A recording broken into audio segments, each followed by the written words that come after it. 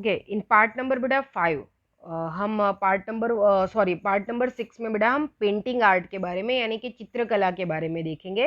देखो यहाँ पे बहुत ही सुंदर शब्दों के साथ बेटा एक तरीके से इसको प्रेजेंट किया गया है, इसकी एक तरीके से जो है बेटा आइडेंटिटी को, इसकी पहचान को, उसको एक्सप्रेस किया गया है कि of all the arts painting is the foremost one. सारी कलाओं में बेटा पेंटिंग आर्ट जो है, वो चित्रकला जो है, उसका एक अपना फॉरमोस्ट वन यानी कि उसका एक अग्रिम स्थान है, हम ऐसा मान के चल सकते हैं। Painting is an art which can be express through the lines and colours. ठीक है बेटा, पेंटिंग एक ऐसा आर्ट है जिसको कलर और लाइन इसके साथ एक्सप्रेस किया जाता है बेटा, इसको रंगों के द्वारा और रेखाओं के द्वारा जो है, ये जो चित्रकलाएं हैं बेटा, वो एक तरीके से एक्सप्रेशन यानी कि भाव को दिखाती हैं। The aim of this art is to express the emotion by imitating animate and the inanimate object. ये जो चित्रकला है बेटा ये कहीं ना कहीं बेटा ये प्रकृति के बेटा जड़ और चैतन्य जो स्वरूप है ना बेटा, उसके विविध अलग अलग तरीके के जो है भाव विभोर जो है बेटा पिक्चर्स को एक तरीके से दिखाती है बेटा, दर्शाती है। और पेंटिंग आर्ट में बेटा वो क्षमता है, बराबर, वो एबिलिटी है कि वो इस एक्सप्रेशन को बेटा एक तरीके से रियलिटी का रूप दे पाती है। एक पिक्चर को जब हम देखते हैं बेटा तो हमको लगता है कि सही में वो जो रियल जो चीज होगी या जो ऑब्जेक्ट होगा वो सही में ऐसा होगा, किसी पर्सन का है। जैसे कि यहाँ पे आपको दिख रहा है बेटा पद्म पाणी अजंता इलोरा की जो मूर्ति दिखाई गई है, तो कैसे देखो आंखों को आप देखो, फेस के एक्सप्रेशन देखो बेटा, तो वो हमको बहुत सारे मैसेजेस इसमें दिखाई दे रहे हैं, है ना, हम उन इमोशंस को पढ़ पा रहे हैं। तो यहाँ पे बेटा पेंटिंग आर्ट के अंदर बेटा एक तरीके से वो क्षमता रही है कि वो अपनी बातों को, जो जड़ और चैतन्य स्वरूप है ना बेटा, जो इमिटेटिंग और एनिमेट जो वर्ड यूज हुए हैं, इसके लिए हिंदी में जड़ और चैतन्य, ये दोनों स्वरूप को बेटा, जो जीवंत भी है और जो जीवंत नहीं भी है, ये दोनों ही स्वरूप को वो बहुत अच्छे से दिखा पाते हैं। देखो, we have evidence of the Indian art of painting from the remains of 5000 years old Harappan culture. हम जो है बेटा 5000 साल पुराने हरप्पन कल्चर में भी हमको पेंटिंग आर्ट के प्रूफ मिलते हैं। आप यहाँ पे 5000 ईयर्स इसको याद रखना बेटा, कई बार आपको ऑब्जेक्टिव क्वेश्चन में आता है कि कितने साल पहले हमको पेंटिंग आर्ट्स के प्रूफ मिले थे बेटा, तो 5000 साल पहले हरप्पन कल्चर में। Various models of the painting have been found out mainly times by the archaeological department during the excavation work. ठीक है, एक्सकेवेशन साइट के पे से बहुत सारे ऐसे बेटा आर्कोलॉजिकल डिपार्टमेंट को प्रूफ मिले हैं, पेंटिंग्स मिली है, जो ये बताती है कि उस समय लोग जो है पेंटिंग आर्ट में बेटा चित्रकला में काफी माहिर होते थे, और वो अपने एक्सप्रेशंस जो है, वो अपने भावों को जो है, अपने इमोशंस को जो है बेटा, अपनी सोच को जो है, अपनी आइडियोलॉजी को जो है, वो पेंटिंग के थ्रू दुनिया को दिखाने का प्रयास करते थे। We have traces of the pictures of the animals and bird in the cave painting of the primitive man of the stone age at the Bhimbetka in MP। ठीक है बेटा, यहाँ पे हम देख सकते हैं बेटा कि एमपी की भीमबेटका केव, ठीक है, यूनेस्को के हेरिटेज साइट में है बेटा।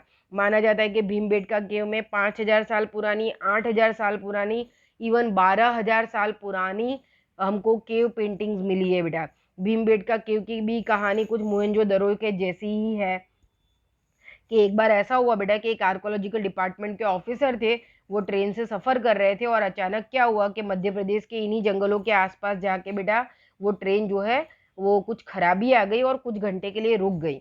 जब वो ट्रेन में से नीचे उतरे तो पता चला कि भाई बहुत टाइम लगने वाला है और काफी घंटे तक ट्रेन यहीं रुकी रहेगी।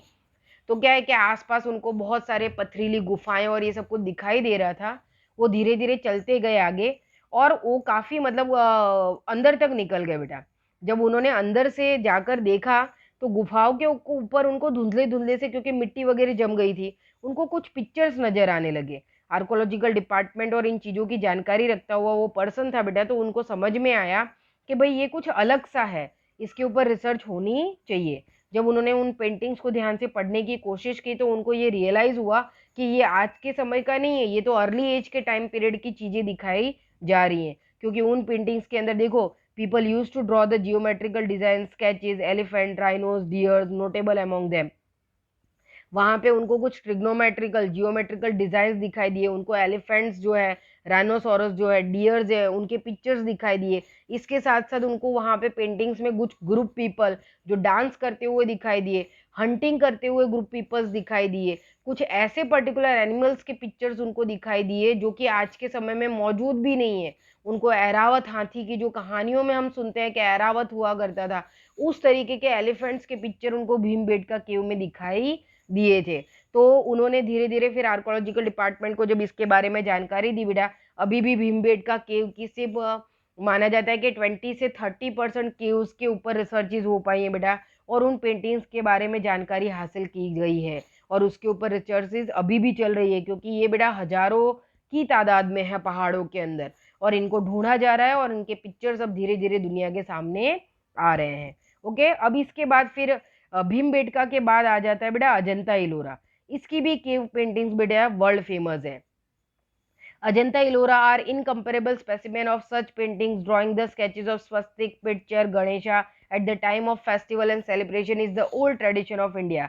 अजंता इलोरा की केव पेंटिंग्स बेटा, उसमें भी आपको खास करके आप अगर देखोगे तो वो जो मूर्तियों के ऊपर आपको जो डांसर्स दिखाई देती है बेटा, कि नटराज की वो जो डांसिंग की 12 मुद्राएं बेटा, वो अजंता इलोरा के केव पेंटिंग्स में हमको नजर आती हैं। अलग अलग सब्जेक्ट्स के ऊपर वहां पे पेंटिंग्स दिखाई देती है। और उसके बाद बेटा हमारे इंडियन कल्चर में हमने स्वस्तिक बेटा, हम साथिया बनाते हैं ना, पिक्चर घड़े का जो पिक्चर है। फिर गणेश बेटा, हम जब भी कोई नए काम की, नए घर की, या किसी भी पॉजिटिव उस चीज की शुरुआत करते हैं तो हम साथिया बनाते हैं, हम घड़ा रखते हैं, हम गणेश की वो बनाते हैं, हम हमारे घरों के बाहर हम वो हाथ के निशान बनाते हैं, साथिया बनाते हैं, रंगोली बनाते हैं।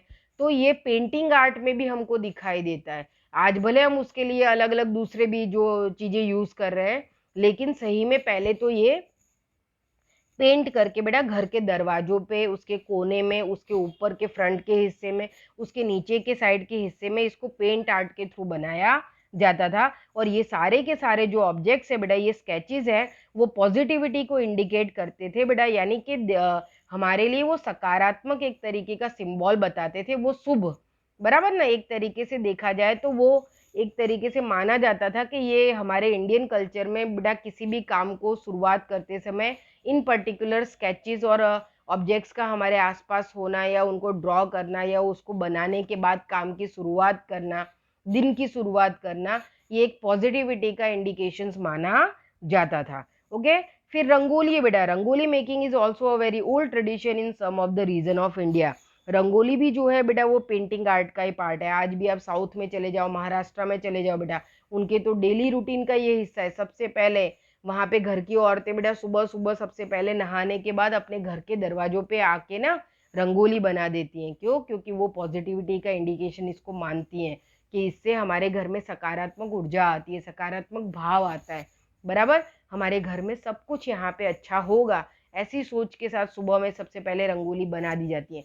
खास करके वो व्हाइट कलर के पाउडर या फ्लोर का यूज करती हैं उस समय, है ना। ये चलन हमेशा से है, और वो रोज सुबह करते हैं, उनका तो डेली रूटीन है। और बहुत मुश्किल से 5 मिनट लगता है उनको इस तरीके की रंगोली बनाने में, क्योंकि वो बचपन से बेटा प्रैक्टिस हो जाती है उनको। हमको दिवाली के टाइम पे रंगोली बनाने में 1-1 घंटा लग जाता है, लेकिन उनके लिए तो ये रोज की बात हो गई। हम भी बनाते त्योहार के टाइम पे, दिवाली में खास हम रंगोली बनाते बेटा, घर के कॉर्नर्स में बनाते, खास करके घर के दरवाजे पे बनाते हैं ना।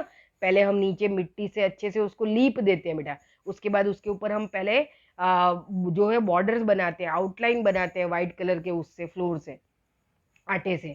जब वो व्हाइट कलर का पूरा आउटसाइड डिजाइन बन जाता है, उसके बाद उसमें अलग अलग कलर कॉम्बिनेशन डाल के हम सुंदर सी रंगोली तैयार करते हैं। उसके ऊपर हम दिए भी जलाते हैं, हम फूलों से भी रंगोली बनाते हैं। तो ये सारी चीजें जो है बेटा वो पेंटिंग आर्ट का हिस्सा मानी जाती है, बराबर। तो हम चित्रकला के बारे में हमने इस पर्टिकुलर पार्ट में देखा। अब नेक्स्ट जो है बेटा उसमें हम जो है फाइन आर्ट्स ऑफ इंडिया, उसमें हम म्यूजिक आर्ट के बारे में पढ़ेंगे। Okay, thank you.